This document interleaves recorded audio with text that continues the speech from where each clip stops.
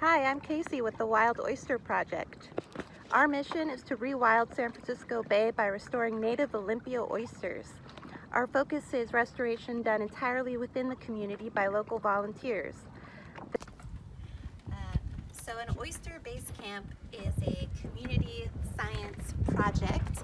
They're basically mini habitats for our native Olympia oyster.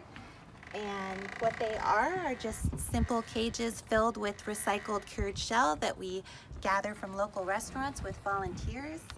And then the idea is wild oysters that are still in our waters will find these habitats and they will use them to grow and survive.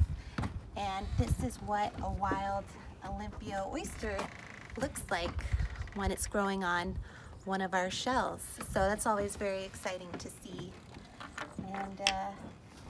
And yeah, we have oyster-based camps all around the bay, and we're able to engage a bay-wide audience of just local volunteers who become stewards of the subtitle. So we started our shell collection process almost half a year before I actually went and built the oyster reefs. So it was really inspiring to be able to go to the pier and work with a bunch of people I actually didn't know beforehand, and get to see where those shells would eventually be going. And it was just such a nice day. I got to make a lot of friends with people and learn about all of their experiences with environmental science, and I was just really inspired by everyone I met that day in the project. And I'm happy to hear that the reefs are thriving in the SFA right now. So this is one of our shells that we put in the reef balls, and you can see it's just covered in oysters. Lots of these were put out a year ago. These look like about a year old. So awesome.